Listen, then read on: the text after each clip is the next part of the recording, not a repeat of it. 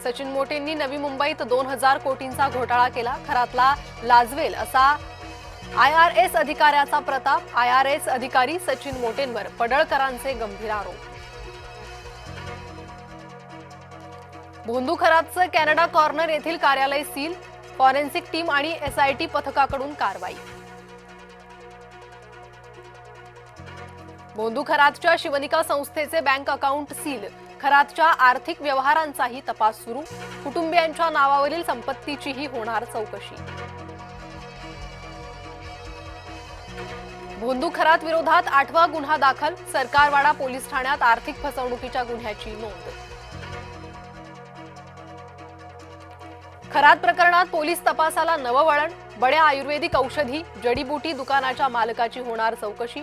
Nashik road परिसरातील एक ज्वेलरही पोलिसांच्या रडारवर. खरातला नाशिक जिल्हा प्रशासनानंच बंदूक परवाना दिला. चौकशीत खरातच्या फार्म हाऊसवरून 21 काडतुसं जप्त. 21 पैकी 5 काडतुसांचा वापर. तपास सुरू. खरातच्या संस्थेला पाणी. मातोश्रीवरील मॅडमच्या आग्रहाखातर शिवसेनेच्या नेत्या शीतल म्हात्रेंचा गंभीर आरोप.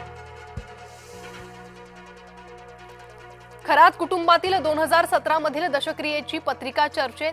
शोकाकुल यादीत रुपाली चाकणकरांचं नाव. उबाठा खासदारांच्या बैठकीत खडाजंगी. राज्यसभेची संधी न दिल्यानं चतुर्वेदींची नाराजी. तर राऊतांनी पवारांचं नाव का घेतलं? चतुर्वेदींनी ठाकरेंना विचारला सवाल. सूत्रांची माहिती. ज्येष्ठ इतिहास संशोधक डॉक्टर जयसिंगराव पवारांचं निधन. वयाच्या 85व्या वर्षी घेतला अखेरचा श्वास. मुकुंदराव चितळे यांचं वृद्धापकाळानं पुण्यात निधन. वयाच्या 86व्या वर्षी घेतला अखेरचा श्वास.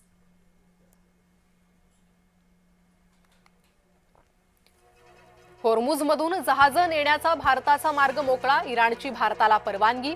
अन्य 5 देशांची जहाजही होर्मुझमधून जाऊ शकणार. अमेरिकेचा खर्ग बेट ताब्यात घेण्याचा डाव. आखातातील अमेरिकेच्या सर्व तळांवर अमर्याद हल्ले सुरू. इराणचा अमेरिकेला थेट इशारा. इंधन साठ्याबाबत संभ्रम आणि भीती. राज्यात अनेक ठिकाणी पेट्रोल पंपाबाहेर रांगा. गॅस सिलेंडर मिळत नसल्यानंही नागरिक हैराण.